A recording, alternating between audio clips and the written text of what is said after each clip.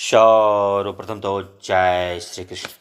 आज हम लोग ये जानेंगे कि जो महर्षि वाल्मीकि हैं वह 24,000 श्लोकों से युक्त रामायण काव्य का निर्माण कैसे किए।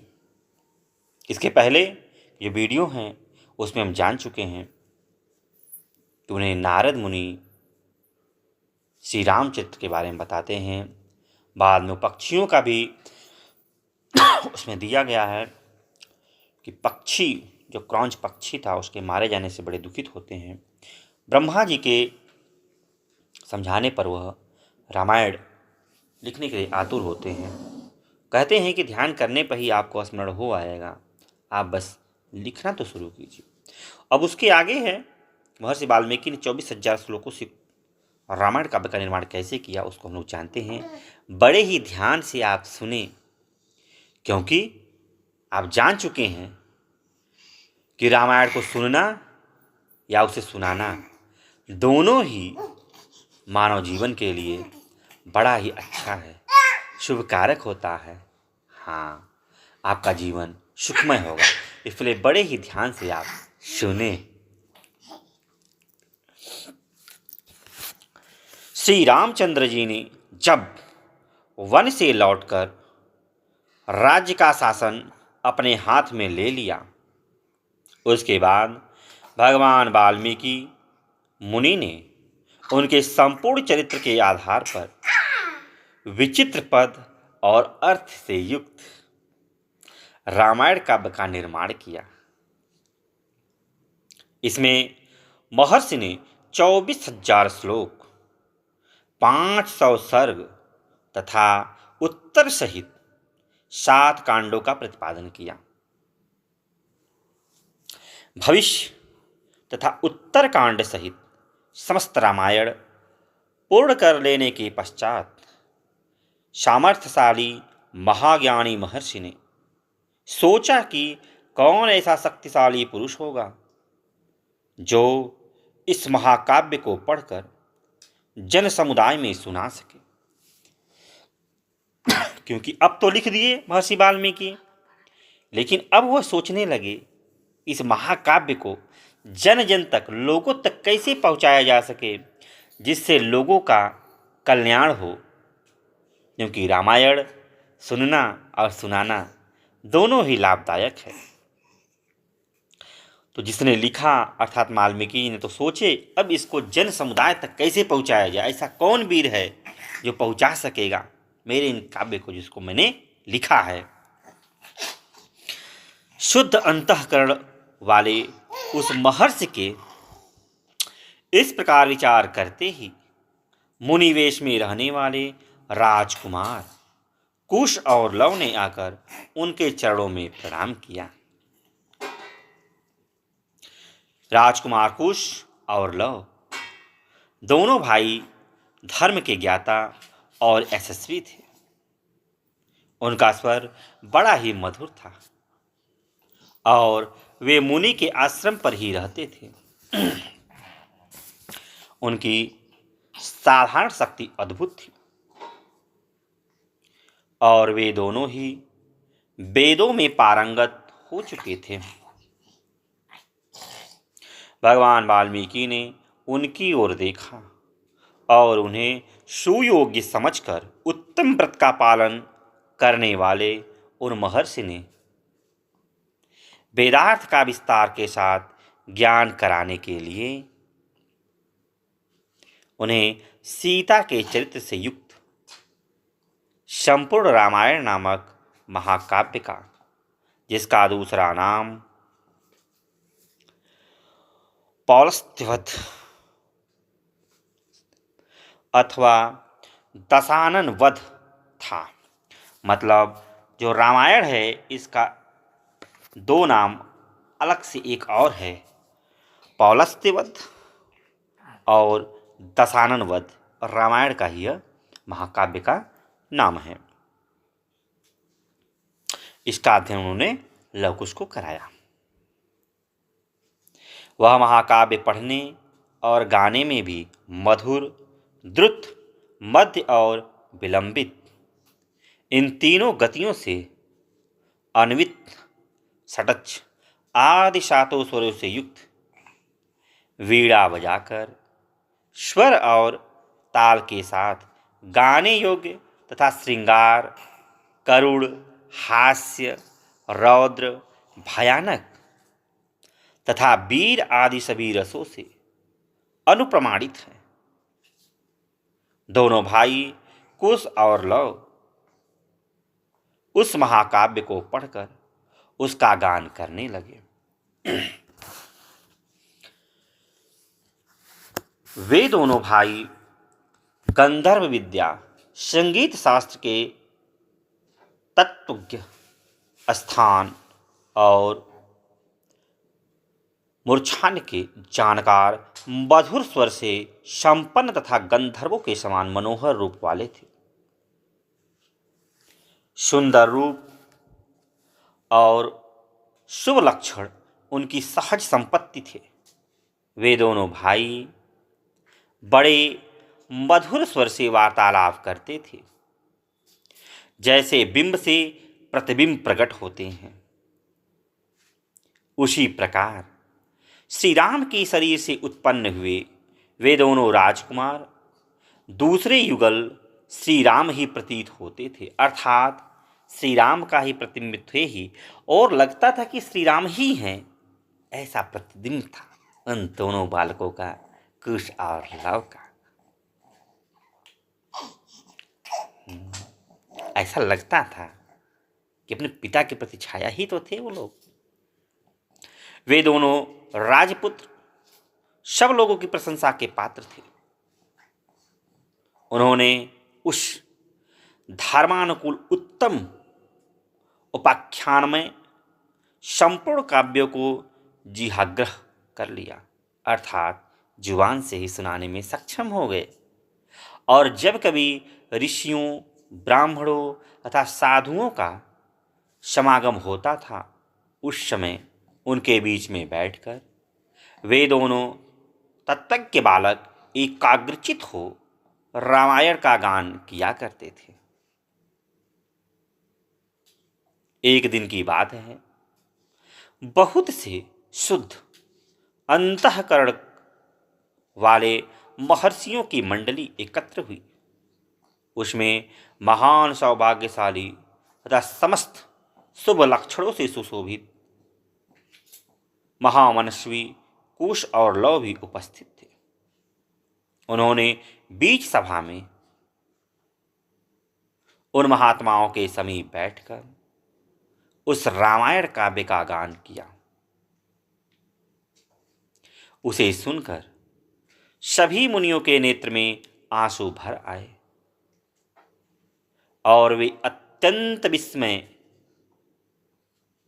विमुग्ध होकर उन्हें साधुवाद देने लगे। मुनि धर्मवत्सल तो होते ही हैं, वह धार्मिक उपाख्यान सुनकर उन सबके मन में बड़ी प्रसन्नता हुई। वे रामायण कथा के गायक कुमार कुश और लव की, जो प्रशंसा के ही योग्य थे, इस प्रकार प्रशंसा करने लगे। अहो, इन बालकों के गीत में कितना माधुर्य है, श्लोकों की मधुरता तो और भी अद्भुत है। यद्यपि इस काव्य में वर्णित घटना बहुत दिनों पहले हो चुकी है, तो भी इन दोनों बालकों ने इस सभा में प्रवेश करके एक साथ ऐसे सुंदर भाव से स्वर संपन्न राग युक्त मधुर गान किया है कि वे पहले की घटनाएं भी प्रत्यक्ष सी दिखाई देने लगी, मानो अभी अभी आंखों के सामने घटित हो रही है। इस प्रकार उत्तम तपस्या से युक्त महर्षिगण उन दोनों कुमारों की प्रशंसा करते और वे उनसे प्रशंसित होकर अत्यंत मधुर राग से रामायण का गान करते थे। उनके गान से संतुष्ट हुए किसी मुनि ने उठकर उन्हें पुरस्कार के रूप में एक कलश प्रदान किया। किसी दूसरे महायशस्वी महर्षि ने प्रसन्न होकर उन दोनों को वल्कल वस्त्र दिया, किसी ने काला मृगचर्म भेंट किया, किसी ने यज्ञोपति, एक ने कमंडलू दिया तो दूसरे ने महामुनि ने मुंचक की मेखला भेंट की, तीसरे ने आसन और चौथे ने कौपीन प्रदान किया।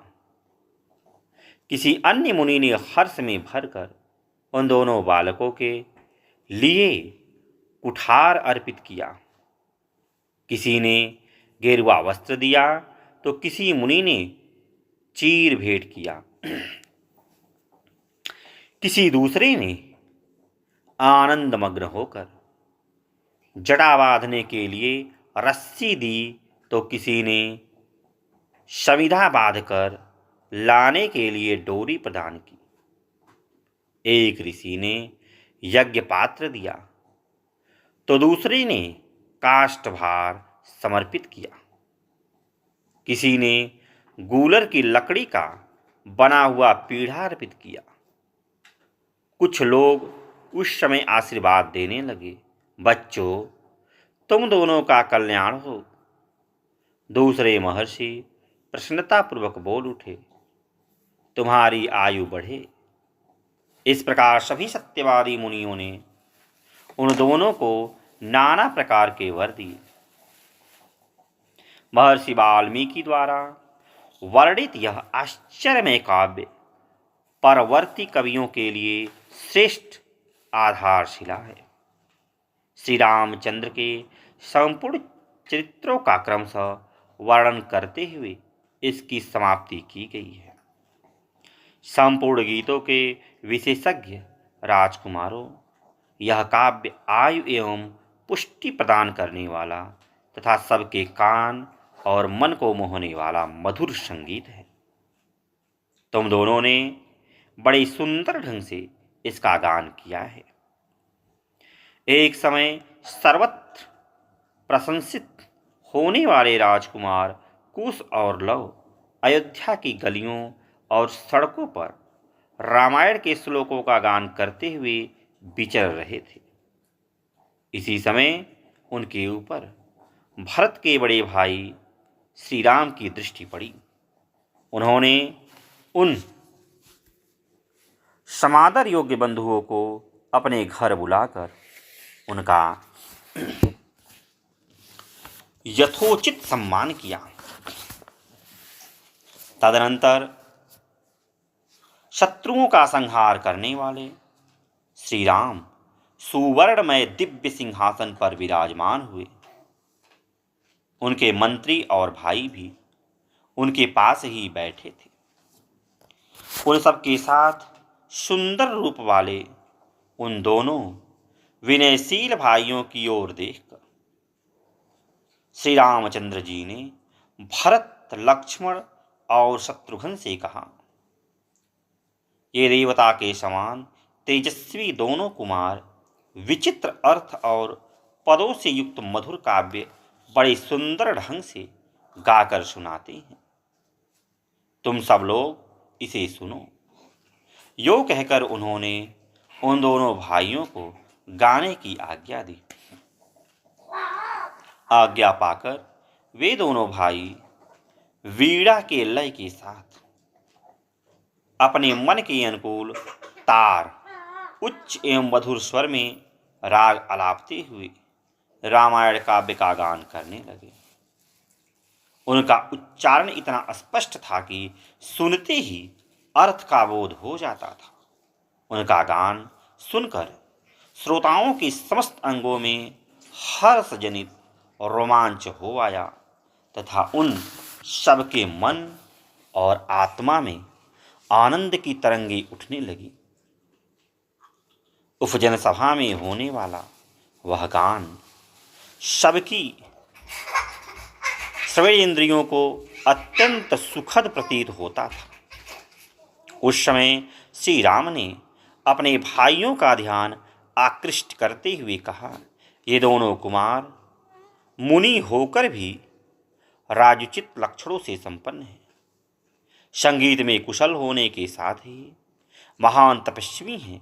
ये जिस चरित्र का प्रबंध काव्य गान करते हैं वह शब्दार्थ अलंकार उत्तम गुण एवं सुंदर रीति आदि से युक्त होने के कारण अत्यंत प्रभावशाली है। मेरे लिए भी अभ्युदय कारक है, ऐसा वृद्ध पुरुषों का कथन है। अतः तुम सब लोग ध्यान देकर इसे सुनो। तदनंतर श्री राम की आज्ञा से प्रेरित हो वे दोनों भाई मार्ग विधान की रीति से रामायण का गान करने लगे। सभा में बैठे हुए भगवान श्री राम भी धीरे धीरे उनका गान सुनने में तन्मय हो गए।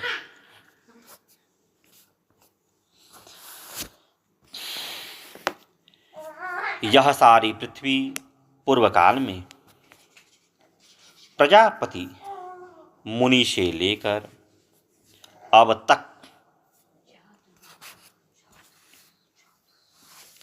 जिस वंश के विजयशाली नरेशों के अधिकार में रही है, जिन्होंने समुद्र को खुदवाया था और जिन्हें यात्रा काल में 60,000 पुत्र घेर कर चलते थे, वे महाप्रतापी राजा सगर जिनके कुल में उत्पन्न हुए। इन्हीं इक्ष्वाकुवंशी महात्मा राजाओं की कुल परंपरा में रामायण नाम से प्रसिद्ध इस महान ऐतिहासिक काव्य की अवतारणा हुई है। हम दोनों आदि से अंत तक इस सारे काव्य का पूर्ण रूप से गान करेंगे। इसके द्वारा धर्म, अर्थ, काम और मोक्ष चारों पुरुषार्थों की सिद्धि होती है।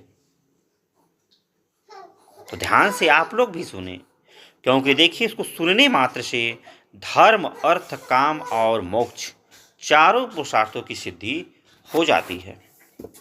अतः आप लोग दोष दृष्टि का परित्याग करके इसका श्रवण करें। कौशल नाम से प्रसिद्ध एक बहुत बड़ा जनपद है जो सरयू नदी के किनारे बसा हुआ है। वह प्रचुर धन धान्य से संपन्न, सुखी और समृद्धशाली है। उसी जनपद में अयोध्या नाम की एक नगरी है जो समस्त लोकों में विख्यात है। उस पुरी को स्वयं महाराजा मनु ने बनवाया और बसाया था। वह शोभाशालिनी महापुरी 12 योजन लंबी और 3 योजन चौड़ी थी। वहाँ बाहर के जनपदों में जाने का जो विशाल राजमार्ग था वह उभय पार्श्व में विविध वृक्षावलियों से विभूषित होने के कारण सुस्पष्टतया अन्य मार्गों से विभक्त जान पड़ता था। सुंदर विभाग पूर्वक बना हुआ महान राजमार्ग उस पुरी की शोभा बढ़ा रहा था। उस पर खिले हुए फूल बिखरे जाते थे तथा प्रतिदिन उस पर जल का छिड़काव होता था। जैसे स्वर्ग में देवराज इंद्र ने अमरावतीपुरी बसाई थी, उसी प्रकार धर्म और न्याय के बल से अपने महान राष्ट्र की वृद्धि करने वाले राजा दशरथ ने अयोध्यापुरी को पहले की अपेक्षा विशेष रूप से बसाया था। वह पुरी बड़े बड़े फाटकों और किवाड़ों से सुशोभित थी। उसके भीतर पृथक पृथक बाजारें थी। वहाँ सब प्रकार के यंत्र और अस्त्र शस्त्र संचित थे। उस पुरी में सभी कलाओं के शिल्पी निवास करते थे। स्तुति पाठ करने वाले सूत और वंशावली का बखान करने वाले मागध वहाँ भरे हुए थे। वह पुरी सुंदर शोभा से संपन्न थी। उसकी सुषमा की कहीं तुलना नहीं थी। वहाँ ऊंची ऊंची अट्टालिकाएं थी जिनके ऊपर ध्वज फहराते थे। सैकड़ों शतघ्नियाँ तोप से वह पूरी व्याप्त थी।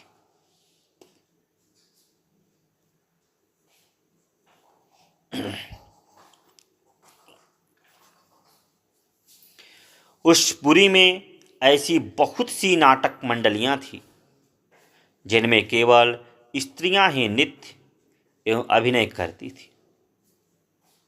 उस नगरी में चारों ओर उद्यान तथा आमों के बगीचे थे।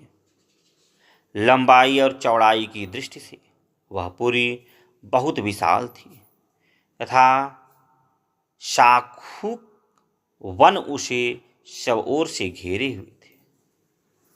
उसके चारों ओर गहरी खाई खुदी थी जिसमें प्रवेश करना, जिसे लांघना अत्यंत कठिन था। वह नगरी दूसरों के लिए सर्वथा दुर्गम एवं दुर्जय थी।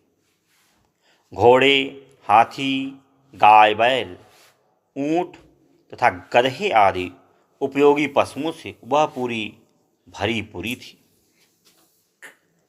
कर देने वाले सामंत नरेशों के समुदाय उसे सदा घेरे रहते थे। विभिन्न देशों के निवासी वैश्य उस पुरी की शोभा बढ़ाते थे। वहां के महलों का निर्माण नाना प्रकार के रत्नों से हुआ था। वे गगनचुंबी प्रसाद पर्वतों के समान जान पड़ते थे। उनसे उस पुरी की बड़ी शोभा हो रही थी। बहुसंख्यक कुटागरों, गुप्त गृहों अथवा स्त्रियों के क्रीड़ा भवनों से परिपूर्ण वह नगरी इंद्र की अमरावती के समान जान पड़ती थी। उसकी शोभा विचित्र थी। उसके महलों पर सोने का पानी चढ़ाया गया था अथवा वह पूरी धूत फल के आकार में बसाई गई थी। श्रेष्ठ एवं सुंदरी नारियों की समूह उस पुरी की शोभा बढ़ाते थे। वह सब प्रकार के रत्नों से भरी पुरी तथा शतमहल से प्रसादों से सुशोभित थी। प्रवासियों के घेरे से उसकी आबादी इतनी घनी हो गई थी कि कहीं थोड़ा सा भी अवकाश नहीं दिखाई देता था। उसे समतल भूमि पर बसाया गया था। वह नगरी जड़हन धान के चावलों से भरपूर थी। वहाँ का जल इतना मीठा या स्वादिष्ट था मानो ईख का रस हो। भूमंडल की वह सर्वोत्तम नगरी दुंदुभी, मृदंग, वीणा, पड़व आदि वाद्यों की मधुर ध्वनि से अत्यंत गूंजती रहती थी। देवलोक में तपस्या से प्राप्त हुए सिद्धों के विमानों की भांति उस पुरी का भूमंडल में सर्वोत्तम स्थान था। वहाँ के सुंदर महल बहुत अच्छे ढंग से बनाए और बसाए गए थे। उनके भीतरी भाग बहुत ही सुंदर थे। बहुत से श्रेष्ठ पुरुष उस पुरी में निवास करते थे। जो अपने समूह से बिछुड़कर असहाय हो गया हो, जिसके आगे पीछे कोई न हो, अर्थात जो पिता और पुत्र दोनों से हीन हो, अथा जो शब्दवेधी बाणों द्वारा बेधने योग्य हो अथवा युद्ध से हार कर भागे जा रहे हो, ऐसे पुरुषों पर जो लोग बाणों का प्रहार नहीं करते, जिनके सधे सधाए हाथ शीघ्रतापूर्वक लक्ष्य भेद करने में समर्थ हैं, अस्त्र शस्त्रों के प्रयोग में कुशलता प्राप्त कर चुके हैं, तथा जो वन में गरजते हुए मतवाले सिंहों, व्याघ्रों और सुअरों को तीखे शस्त्रों से एवं भुजाओं के बल से भी बलपूर्वक मार डालने में समर्थ है, ऐसे सहस्त्रों महारथी वीरों से अयोध्यापुरी भरी पूरी थी। उसे महाराजा दशरथ ने बसाया और पाला था। अग्निहोत्री सम दम आदि उत्तम गुणों से संपन्न तथा छहों अंगों सहित संपूर्ण वेदों के पारंगत विद्वान श्रेष्ठ ब्राह्मण उस पुरी को सदा घेरे रहते थे। वे सहस्त्रों का दान करने वाले और सत्य में तत्पर रहने वाले थे। ऐसे महर्षि कल्प महात्माओं तथा ऋषियों से अयोध्यापुरी सुशोभित थी तथा राजा दशरथ उसकी रक्षा करते थे। उस अयोध्यापुरी में रहकर राजा दशरथ प्रजावर्ग का पालन करते थे। वे वेदों के विद्वान तथा सभी उपयोगी वस्तुओं का संग्रह करने वाले थे। दूरदर्शी और महान तेजस्वी थे। नगर और जनपद की प्रजा उनसे बहुत प्रेम करती थी। वे इक्ष्वा कुल के अतिथि वीर थे, यज्ञ करने वाले, धर्मपरायण और जितेंद्रिय थे। महर्षियों के समान दिव्य गुण संपन्न राजर्षि थे। उनकी तीनों लोकों में ख्याति थी। वे बलवान, शत्रुहीन, मित्रों से युक्त और इंद्रिय विजयी थे। धन और धान्य व अन्य वस्तुओं के संचय की दृष्टि से इंद्र और कुबेर के समान जान पड़ते थे।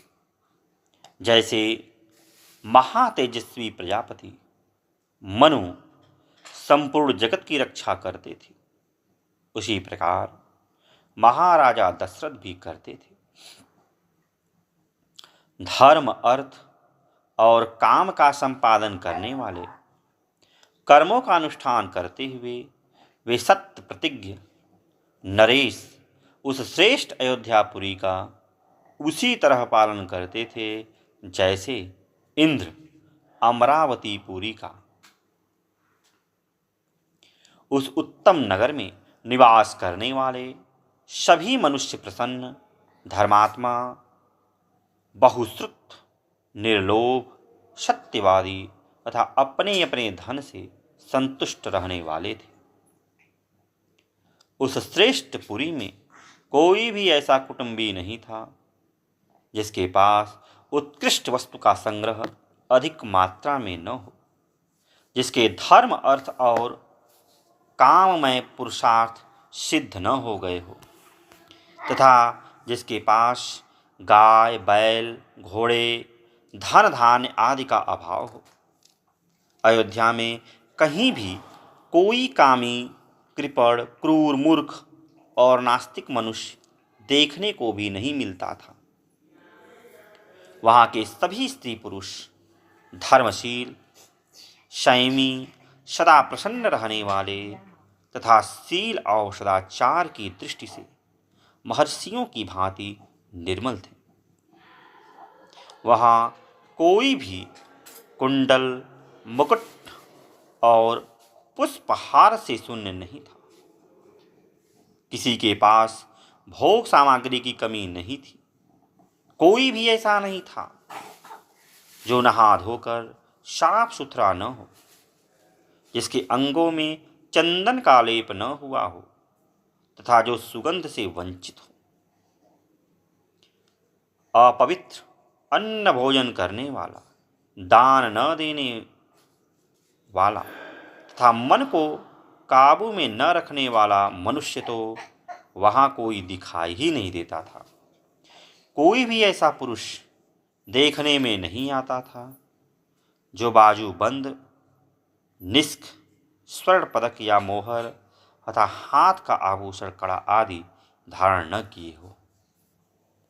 अयोध्या में कोई भी ऐसा नहीं था जो अग्निहोत्र और यज्ञ न करता हो, जो शूद्र, चोर, सदाचार शून्य अथवा वर्ण शंकर हो।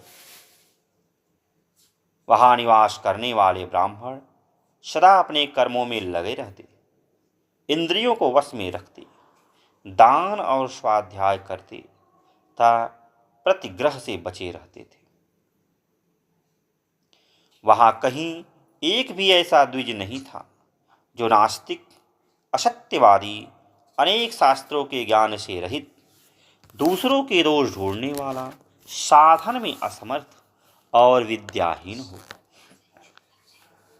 उस पुरी में वेद के 6 अंगों को न जानने वाला, व्रतहीन, शास्त्रों से कम दान देने वाला, दीन, विक्षिप्त चित्त अथवा दुखी भी कोई नहीं था। अयोध्या में कोई भी स्त्री या पुरुष ऐसा नहीं देखा जा सकता था जो श्रीहीन, रूप रहित तथा राजभक्ति से शून्य हो।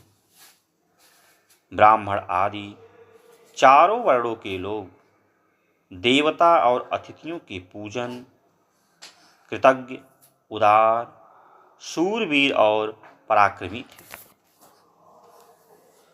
उस श्रेष्ठ नगर में निवास करने वाले सब मनुष्य दीर्घायु तथा धर्म और सत्य का आश्रय लेने वाले थे।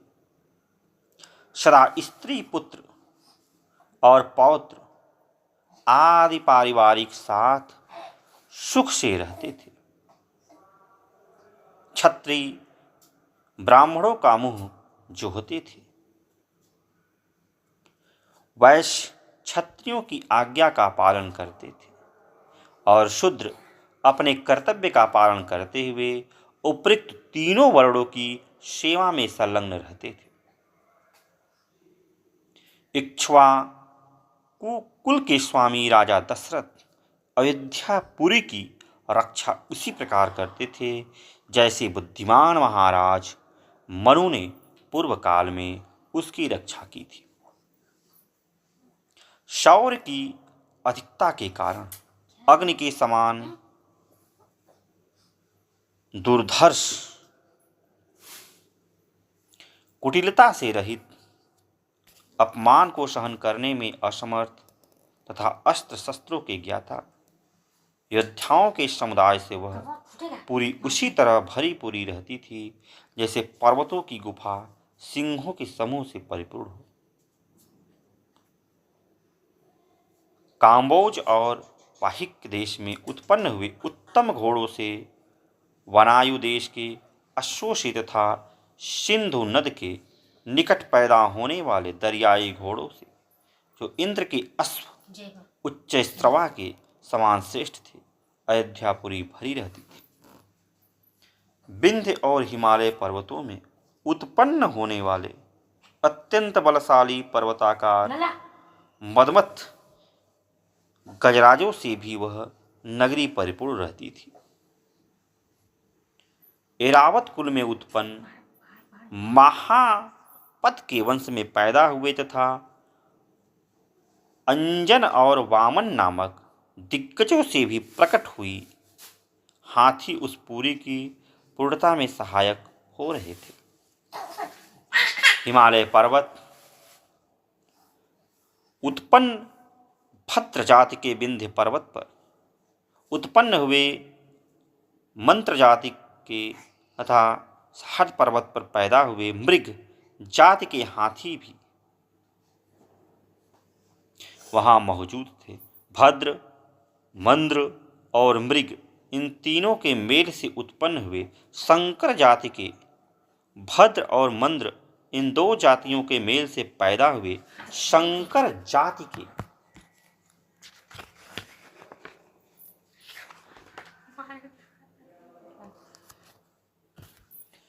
भद्र और मृग जाति के संयोग से उत्पन्न शंकर जाति के तथा मृग और मंद्र इन दो जातियों की सम्मिश्रण से पैदा हुए पर्वताकार गजराज भी जो सदा मदोन्मत्त रहते थे, उस पुरी में भरे हुए थे। 3 योजन के विस्तार वाली अयोध्या में 2 योजन की भूमि तो ऐसी थी जहां पहुंचकर किसी के लिए भी युद्ध करना असंभव था। इसलिए वह पूरी अयोध्या इस सत्य एवं सार्थक नाम से प्रकाशित होती थी, जिसमें रहते हुए राजा दशरथ इस जगत का पालन करते थे। जैसे चंद्रमा नक्षत्रलोक का शासन करते, उसी प्रकार महातेजस्वी महाराज दशरथ अयोध्यापुरी का शासन करते थे। उन्होंने अपने समस्त शत्रुओं को नष्ट कर दिया था, जिसका अयोध्या नाम सत्य एवं सार्थक था, जिसके दरवाजे और अरगला सदृश थे, जो विचित्र गृहों से सदा सुशोभित थी। सहस्त्र मनुष्यों से भरी हुई उस कल्याणमयी पुरी का इंद्रतुल तेजस्वी राजा दशरथ न्यायपूर्वक शासन करते थे। इक्ष्वाकुवंशी वीर महामना महाराजा दशरथ के मंत्री चनुचित कुलों से संपन्न 8 मंत्री थे, जो मंत्र के तत्वों को जानने वाले और बाहरी चेष्टा देखकर ही मन के भावों को समझ लेने वाले थे। वे सदा ही राजा के प्रिय एवं हित में लगे रहते थे, इसलिए उनका यश बहुत फैला हुआ था। वे सभी शुद्ध आचार विचार से युक्त थे और राजकीय कार्यों में निरंतर संलग्न रहते थे। उनके नाम इस प्रकार है: दृष्टि, जयंत, विजय, सुराष्ट्र, राष्ट्रवर्धन, अकोप, धर्मपाल और 8वें सुमंत्र, जो अर्थशास्त्र के ज्ञाता थे। ऋषियों में श्रेष्ठतम वशिष्ठ और वामदेव, ये दोनों महर्षि राजा के माननीय ऋत्विज पुरोहित थे। इनके सिवा सुयज्ञ, जाबाली, काश्यप, गौतम, दीर्घायु, मार्कंडेय और विप्रवर कात्यायन भी महाराज के मंत्री थे। इन महर्षियों के साथ राजा के पूर्व परंपरागत ऋत्विज भी सदा मंत्री का कार्य करते थे। वे सब के सब विद्वान होने के कारण विनयशील, सल्लज, कार्यकुशल, जितेंद्रीय, श्री संपन्न, महात्मा, शस्त्र विद्या के ज्ञाता, सुदृढ़, पराक्रमी, यशस्वी, समस्त कार्यों में सावधान, राजा की आज्ञा के अनुसार कार्य करने वाले, तेजस्वी, क्षमाशील, कीर्तिमान तथा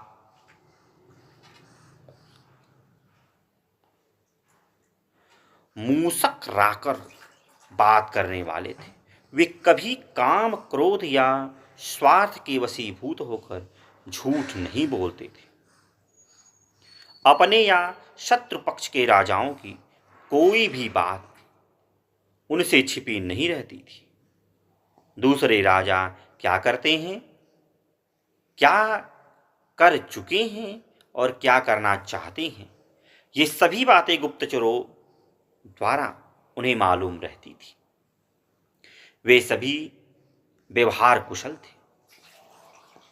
उनके सौहार्द की अनेक अवसरों पर परीक्षा ली जा चुकी थी। वे मौका पड़ने पर अपने पुत्रों को भी उचित दंड देने में भी नहीं हिचकते थे। कोश के संचय तथा चतुरंगड़ी सेना के संग्रह में सदा लगे रहते थे। शत्रु ने भी यदि अपराध न किया हो तो वे उसकी हिंसा नहीं करते थे। उन सब में सदा शौर्य एवं उत्साह भरा रहता था। वे राजनीति के अनुसार कार्य करते तथा अपने राज्य के भीतर रहने वाले सत्पुरुषों की सदा रक्षा करते थे।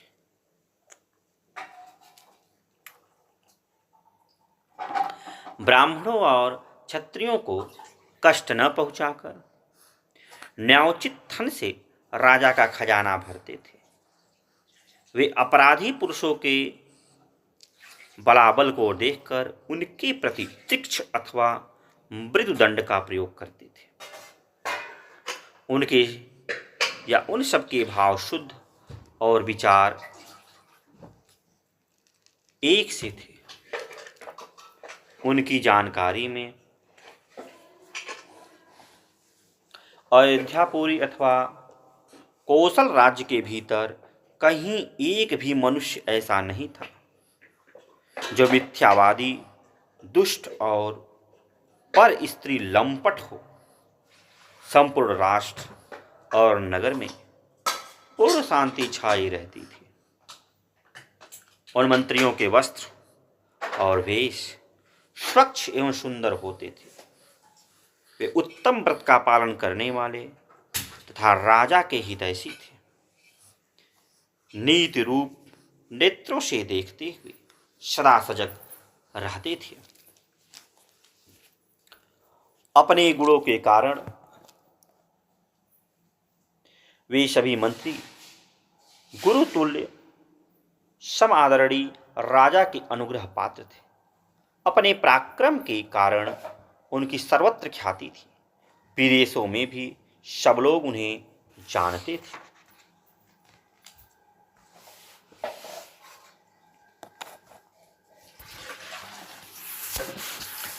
विचार करके किसी निश्चय पर पहुंचते थे।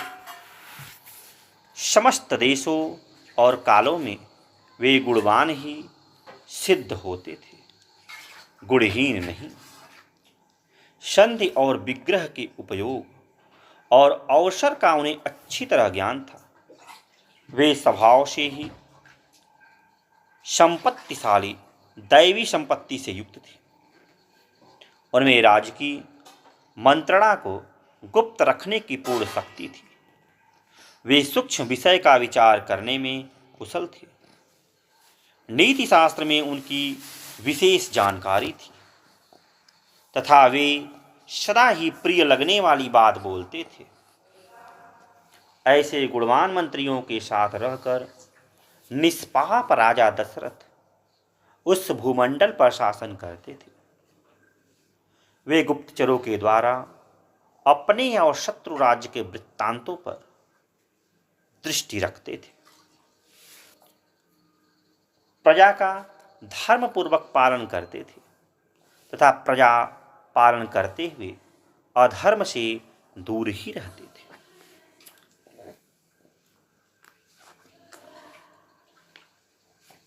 उनकी 3 लोकों में प्रसिद्धि थी। वे उदार और सत्य प्रतिज्ञ थे।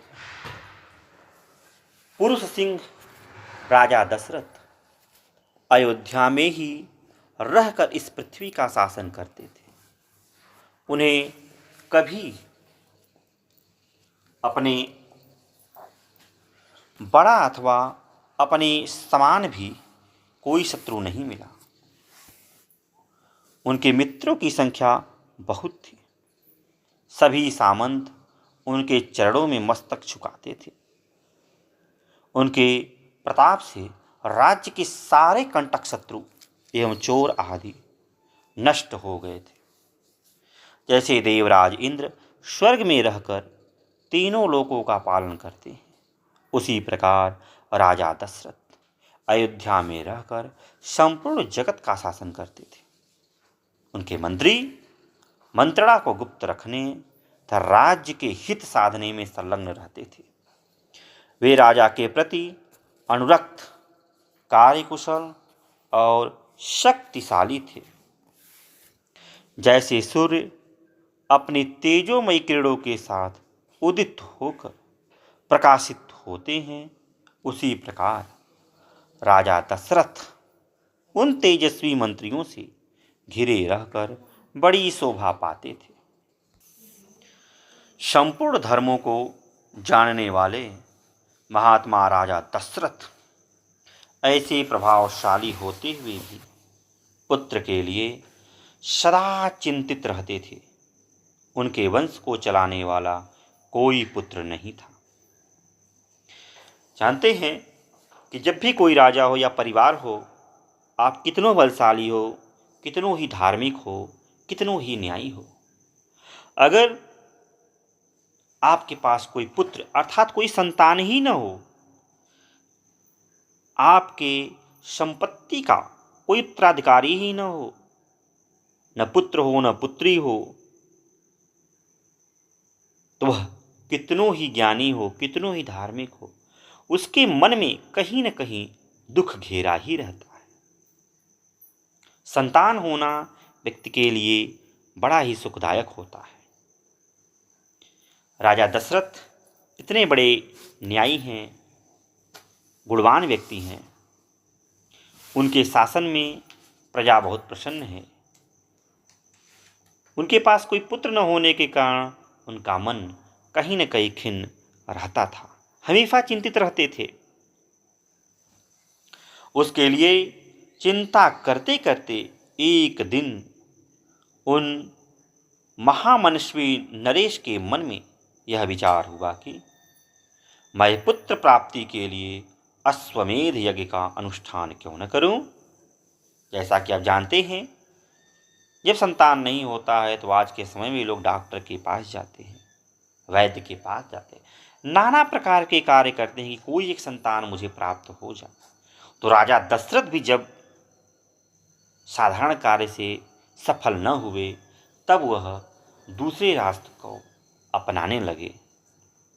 अश्वमेध यज्ञ का अनुष्ठान करना चाहा कि शायद उस यज्ञ के करने से पुत्र प्राप्ति हो जाए। अपने समस्त शुद्ध बुद्धि वाले मंत्रियों के साथ परामर्श पूर्वक यज्ञ करने का ही निश्चित विचार करके उन महातेजस्वी, बुद्धिमान एवं धर्मात्मा राजा ने सुमंत्र से कहा, मंत्रीवर, तुम मेरे समस्त गुरुजनों एवं पुरोहितों को यहाँ शीघ्र बुला ले आओ। तब शीघ्रतापूर्वक पराक्रम प्रकट करने वाले सुमंत्र तुरंत जाकर उस समस्त वेद विद्या के पारंगत मुनियों को वहां बुला लाए।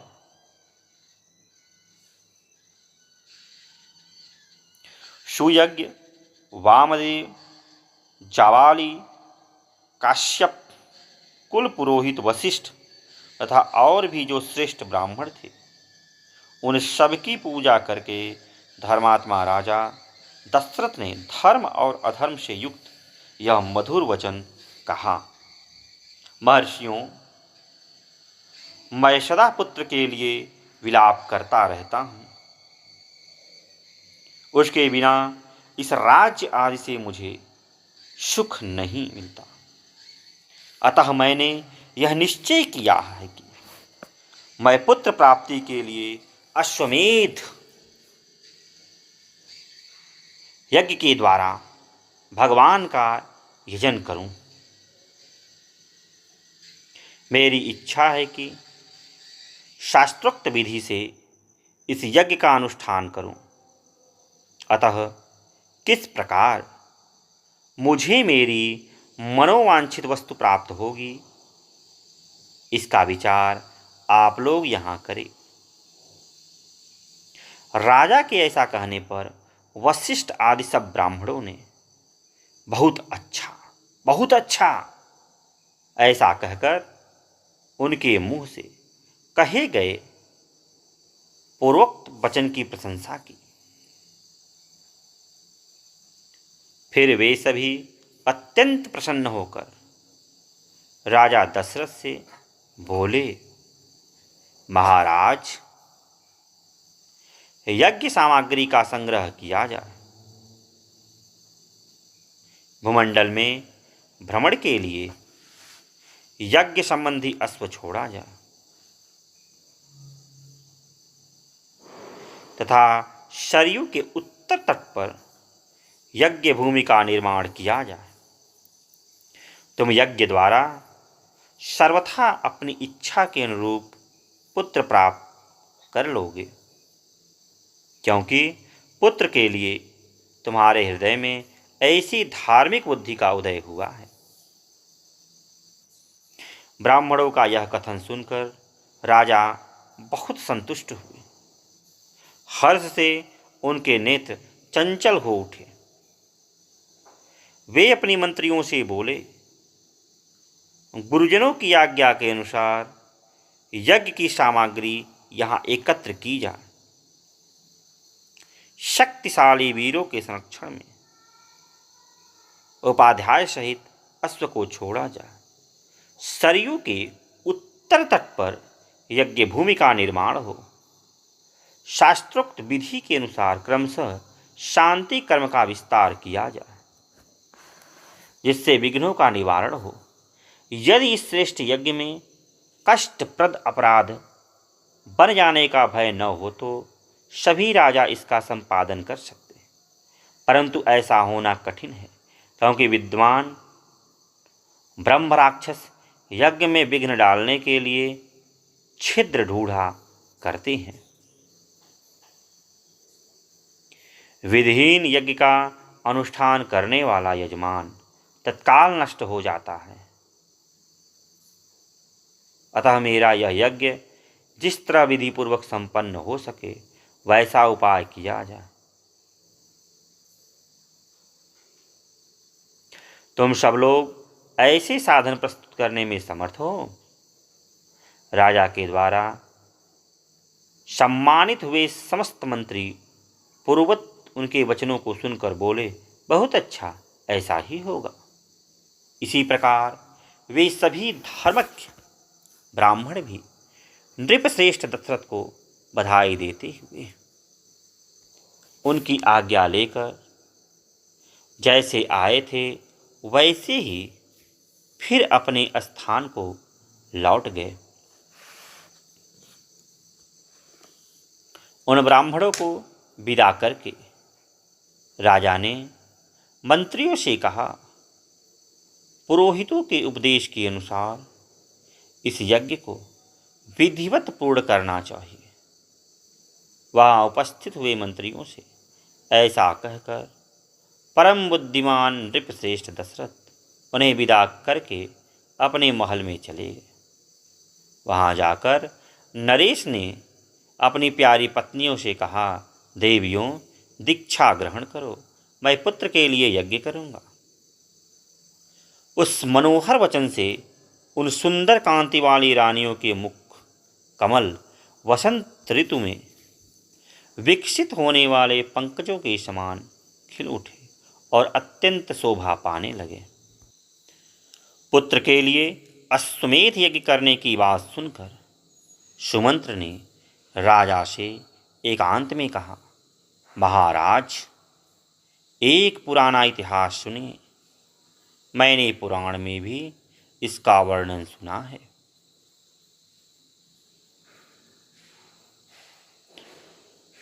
ऋतजनों से पुत्र प्राप्ति के लिए इस अश्वमेध रूप उपाय का उपदेश किया है, परंतु मैंने इतिहास के रूप में कुछ विशेष बातें सुनी हैं। राजन, पूर्व काल में भगवान शरत कुमार ने ऋषियों के निकट एक कथा सुनाई थी। वह आपकी पुत्र प्राप्ति से संबंध रखने वाली है। उन्होंने कहा था, मुनिवरों, महर्षि कश्यप के विभांडक नाम से प्रसिद्ध एक पुत्र है। उनके भी एक पुत्र होगा। जिसकी लोगों में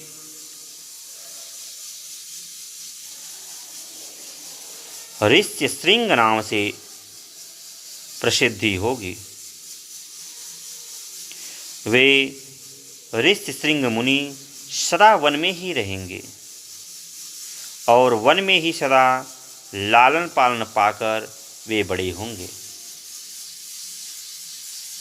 सदा पिता के ही साथ रहने के कारण विप्रवर ऋष्य श्रृंग दूसरे किसी को नहीं जानेंगे। राजन, लोक में ब्रह्मचर्य के 2 रूप विख्यात है और ब्राह्मणों ने सदा उन 2 स्वरूपों का वर्णन किया है। एक तो है दंड मेखला आदि धारण रूप मुख्य ब्रह्मचर्य और दूसरा है ऋतुकाल में पत्नी समागम रूप गौड़ ब्रह्मचर्य। उन महात्मा के द्वारा उक्त दोनों प्रकार के ब्रह्मचर्यों का पालन होगा। इस प्रकार रहते हुए मुनि का समय अग्नि तथा यशस्वी पिता की सेवा में ही व्यतीत होगा। उसी समय अंगदेश में रोमपाद नामक एक बड़े प्रतापी और बलवान राजा होंगे। उनके द्वारा धर्म का उल्लंघन हो जाने के कारण उपदेश में घोर अनावृष्टि हो जाएगी, जो सब लोगों को अत्यंत भयभीत कर देगी। वर्षा बंद हो जाने से राजा रोमपाद को भी बहुत दुख होगा। वे शास्त्र ज्ञान में बढ़े चढ़े ब्राह्मणों को बुलाकर कहेंगे, विप्रवरो, आप लोग वेद शास्त्र के अनुसार कर्म करने वाले तथा लोगों के आचार विचार को जानने वाले, अतः कृपा करके मुझे ऐसा कोई नियम बताइए जिसमें मेरा पाप का प्रायश्चित हो जाए। राजा के ऐसा कहने पर वे वेदों के पारंगत विद्वान सभी श्रेष्ठ ब्राह्मण उन्हें इस प्रकार सलाह देंगे, राजन, विभांडक के पुत्र ऋष्य श्रृंग वेदों के पारगामी विद्वान हैं। भूपाल, आप सभी उपायों से उन्हें यहाँ ले आइए। बुलाकर उनका भली भांति सत्कार कीजिए। फिर एकाग्रचित हो वैदिक विधि के अनुसार उनके साथ अपनी कन्या शांता का विवाह कर दीजिए।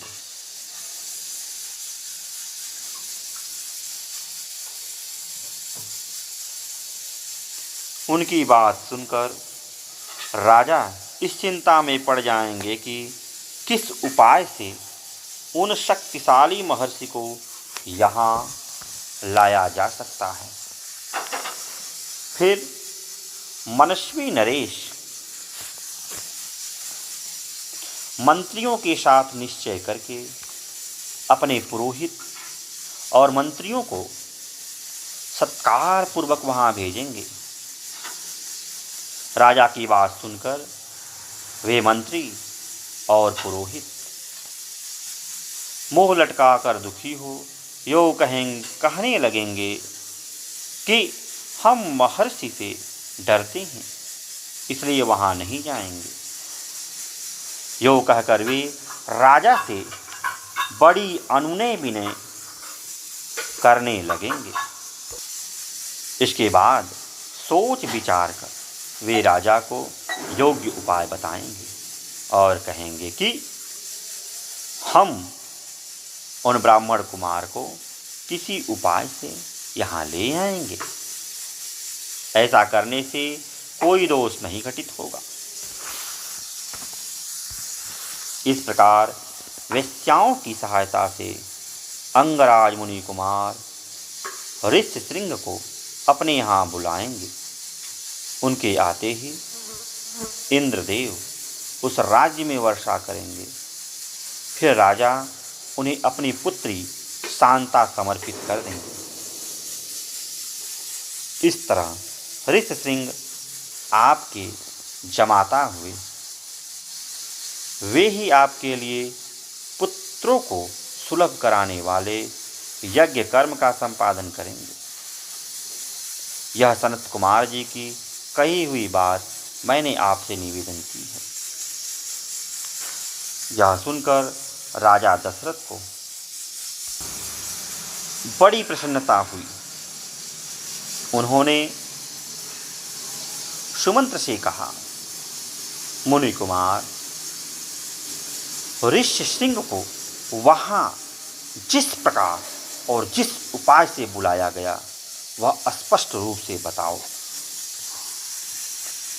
तो जो राजा दशरथ है अब ऋष्यशृंग की तरफ आकर्षित हो गए हैं कि ऋष्यशृंग को भी बुलाया जाए, ताकि अपना जो यह यज्ञ कराया जा रहा है यह सही और सुचारू ढंग से संपन्न हो जाए, क्योंकि यज्ञ संपन्न होगा तभी तो मनोरथ मेरा सिद्ध होगा। सुमंत्रणाते हुए इस प्रकार कहते हैं। तो आज के लिए इतना ही, फिर किसी दिन अन्य वीडियो मिलते हैं। तब तक के लिए जय श्री कृष्ण, जय श्री कृष्ण।